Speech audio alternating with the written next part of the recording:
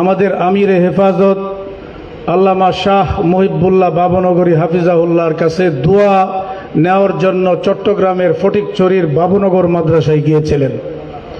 সেখানে আমরা 9টি দাবি এদেশের তৌহিদি জনতার পক্ষ থেকে আমিরে হেফাজত মাননীয় প্রধানমন্ত্রীর সামনে উপস্থাপন করেছিলেন। তন্মধ্যে একটা দাবি হলো কাদিয়ানীদেরকে অমুসলিম ঘোষণা করা। আমরা এই দাবিগুলোর বিশ্লেষণ শুনেছি, মিডিয়াতে দেখেছি।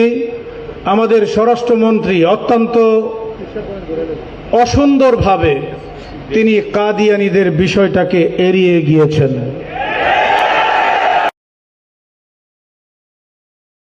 তিনি বলেছেন যে আমি তো বিগত 15 নভেম্বর এই দাবি নতুনভাবে উত্থাপন করতে আমরা কষ্ট পেয়েছি তার এই আচরণে।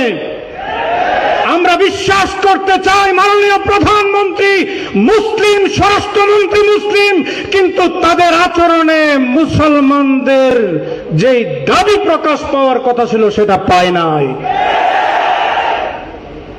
আমরা মাননীয় প্রধানমন্ত্রীকে বলতে চাই, বাবুনগর মাদ্রাসায় যেতে হবে না, আলেমদের কাছে যেতে হবে না। দোয়া যদি পেতে চান কাদিয়ানীদেরকে মুসলিম ঘোষণা করুন, আর না হইলে দোয়া আনতে যাইবেন 90% উম্মতে মুহাম্মদী মুসলিম জনতা মন থেকে আসলে দোয়া করতে পারবে না। দোয়া পেতে হলে কাদিয়ানীদেরকে অমুসলিম ঘোষণা করুন। আরেকটা কথা বলবো, দুঃখজনক হলেও সত্য, 17 বছর ফেসিবাদের বিরুদ্ধে লড়াই করেছি, জেল জুলুম নির্যাতন শিকার আমরা হয়েছি। আমাদের উলামায়ে কেরাম তারা জেলে গিয়েছেন, আমাদের অনেকেই জেলের প্রকোষ্ঠে নির্যাতিত হয়ে শাহাদাত বরণ করেছেন। এত সব কিছু আমরা সহ্য করে নতুন বাংলাদেশ হয়েছে। নতুন বাংলাদেশ আমরা কি পেয়েছি, কি প্রত্যাশা ছিল সে বিষয়ে কোনো কথা বলবো না। এদেশের মানুষ হতাশ হয়েছে, নিরাশ হয়েছে। আজকের আলোচনা এটা নয়, আজকে হলো এই ফেসিবাদ মুক্ত বাংলাদেশে আলেম উলামাদের ঐক্যবদ্ধ হওয়ার সময়।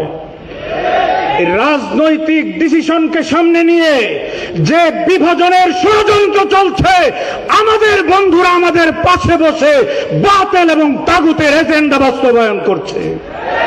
তাদেরকে চিহ্নিত করার সময় এসেছে।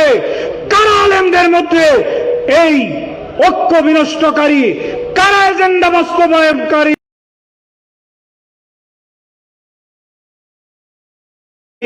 মনে রাখতে হবে না। যে কোনো সরকার, আলেমরা এক হয়ে যাবে, কোন সরকার এটা সহ্য করবে না। এজন্য অন্তত খতমে নবুয়তের বিষয়ে আমাদের উলামায়ে কেরাম এক মঞ্চে আজকে এসেছে। ঐক্যবদ্ধ কারা কারা দেখতে চান হাত তোলেন, আল্লাহ তৌফিক দান করুন।